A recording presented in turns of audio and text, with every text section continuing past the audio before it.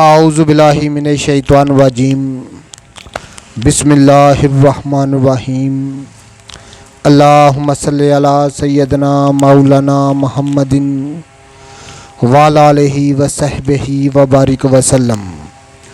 तमाम तारीफ़ें रब्बुल इज़्ज़त की हैं जो तमाम जहानों को पालने वाला है, जिसकी तमाम जहानों में बादशाहत है, जो हर चीज़ का हकीकी मालिक है। मैं हूं हकीम आमिर शहज़ाद डस्का पाकिस्तान से। जितने भी मेरे दोस्त अहबाब मेरे यूट्यूब चैनल हकीम आमिर शहज़ाद डस्का पर नए हैं, वो चैनल को सब्सक्राइब ज़रूर किया करें। नाज़रीन इकराम, मैं आपकी खिदमत में हुक्म कदीम का माल जाती रुझान, उनकी गहरी फ़िक्र, अमराज के दफ़ा के लिए हिफ़्ज़ान सेहत पर उनका फ़लसफ़ा, उनके माल जाती वाक़यात और उनके अक़वाल अर्ज़ करता हूँ। साहिबान कमाल के सीने के राज मैं आपकी खिदमत में अर्ज़ करता हूँ, जो कि असरार मख्फ़िया में से हैं और तेब से हैं। नाज़रीन इकराम, आज हम बात करेंगे एक ऐसी मर्ज़ पर जो कि बहुत सारी अमराज का बेशख़ैमा है। बहुत सारी अमराज उससे ज़हूर पज़ीर होती हैं और बहुत सारे अमराज उस मर्ज़ की वजह से जिस्म में डेरा डाल लेते हैं। उस मर्ज़ की हकीकत और उसके इलाज के मतलब बात करेंगे। नाज़रीन इकराम,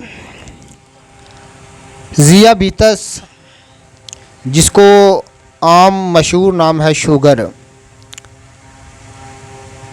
नाज़रीन इकराम, आप मशरक़ से मगरब तक पूरी दुनिया में इस बात की जांच पड़ताल कर लें कि शुगर किस तरह मोहलक मर्ज़ है। जिस तरह घुन लकड़ी को अंदर से खोखला कर देता है, इस तरह शुगर जो मर्ज़ है वो इंसान को अंदर से खोखला कर देता है। नाज़रीन इकराम, इससे ज़हूर पज़ीर होने वाले जो अमराज हैं, मैं उनका तज़किरा करूँगा और उनके इलाज की बात करूँगा। शुगर की बुनियादी वजह ये क्यों होती है, कैसे होती है, इस पर फिर कभी इंशाल्लाह बाद में बात करेंगे। आज मैं ख़ास शुगर की जो तबाहकारी है, किन किन अज़ाओं पर ये असरअंदाज होती है, इनसे होता क्या है, मैं इंशाल्लाह ताला आपकी खिदमत में अर्ज़ करता हूँ। नाज़रीन इकराम, शुगर सबसे पहले होता क्या है, इसकी हकीकत थोड़ी सी मैं आपकी खिदमत में अर्ज़ करता चलूँ कि जब शुगर जैसा मर्ज़ इंसान को लाहक होता है, तो नाज़रीन इकराम, जिस तरह औरत को मर्ज़ होता है लिकोरिया, मर्द को जरियान, जिस तरह उन अमराज से हर वक्त जो है वो तवानाई जिस्म से बिला इरादा बिला वजह खारिज होती रहती है, शुगर की यही वजह है। शुगर जो है वो जो तवानाई है वो अंदर स्टोर नहीं रहती, जिस्म के अंदर स्टोर नहीं रहती, हर वक्त खारिज होती रहती है बज़रिया पेशाब। तो नाज़रीन इकराम, इससे इंसान इंतहाई लागर हो जाता है। सबसे पहले जो कमज़ोरी आती है वो नाज़रीन इकराम दिमाग में आती है। दिमाग में कमज़ोरी आने के बाद लाजमी तौर पर एक मसलमा बात है कि असाब कमज़ोर हो जाते हैं, क्योंकि असाब का दिमाग का गहरा तल्लक है। तो नाज़रीन इकराम, असाबी कमज़ोरी एक मसलमा हकीकत है कि शुगर सबसे पहले असाबी कमज़ोरी पैदा करती है, जो कि इंसान को नीम मुर्दा करने वाली बीमारी है।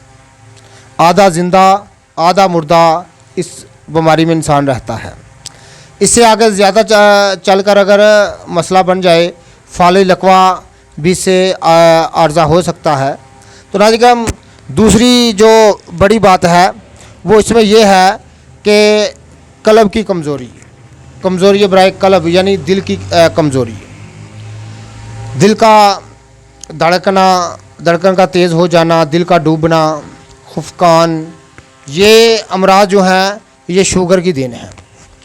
तीसरी बड़ी वजह जो है वो नाज़रीन किराम वजह है मैदे का कमज़ोर हो जाना, ज़ोफ़े हाज़म हो जाना, हाजमे की कमज़ोरी हो जाना, खाना अच्छी तरह से हज़म ना होना और ट्रबल गैस, बाऊ गोला का रहना और तज़ाबियत और खट्टी डकारें, यानी ये ऐसे मर्ज़ पैदा हो जाते हैं। उससे बढ़कर जो इसका जो जिस्म में जो ये बीमारी पैदा करती है वो है नाज़रीन किराम जिगर का कमज़ोर हो जाना। जिगर के कमज़ोर हो जाने से इंसान बस में चला जाता है, यानी कमी इंतहाई कमी खून की हो जाती है, जिससे तमाम जिस्म लागर हो जाता है, कमज़ोर हो जाता है। और उससे बड़ी वजह जो है, चाहे मर्द हो चाहे औरत हो, नाज़रीन किराम जिनसी ताकत का बिल्कुल गायब हो जाना, कमज़ोर नहीं बिल्कुल गायब हो जाना।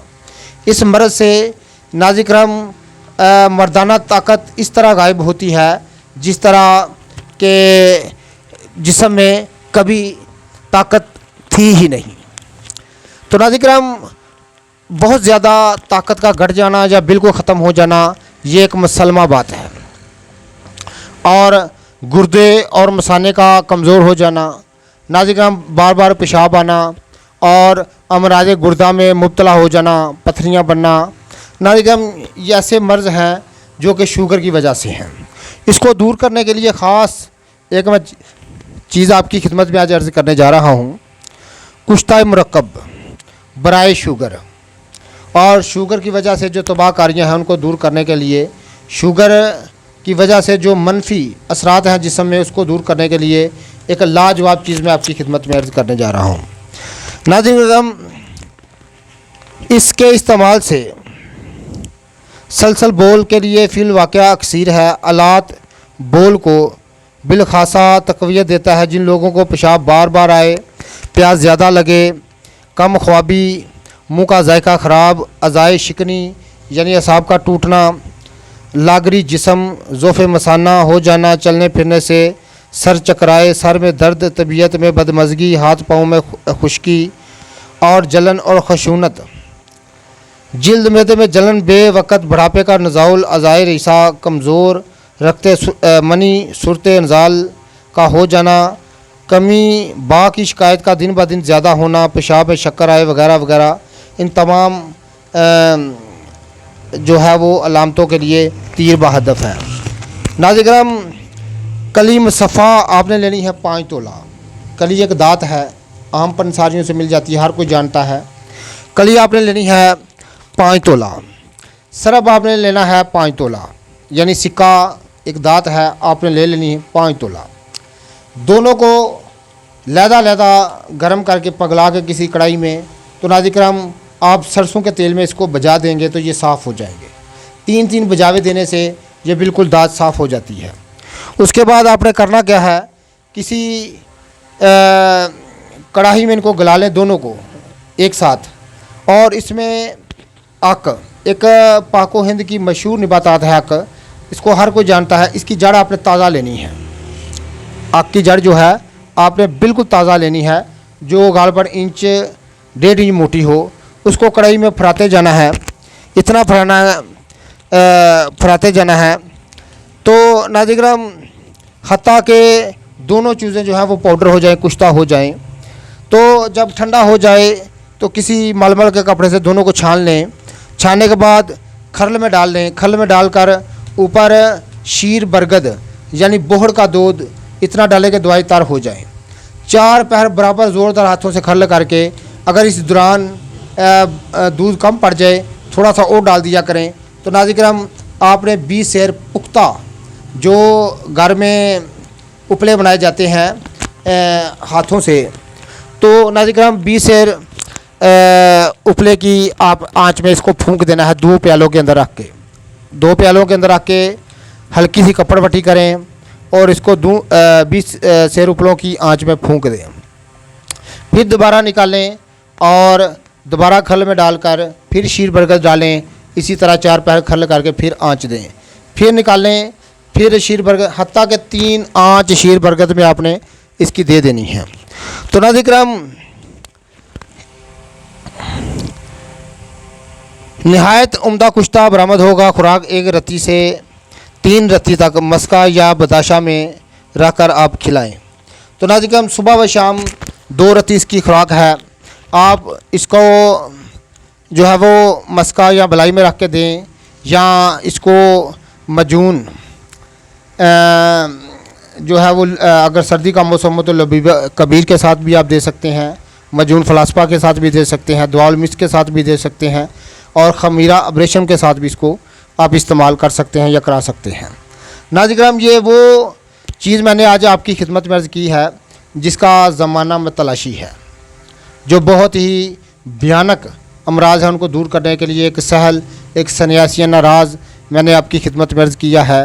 जितने भी मेरे दोस्त अहबाब मेरी वीडियो को पज़ीराई देते हैं उनका बहुत बहुत शुक्रिया। अल्लाह हाफ़िज़।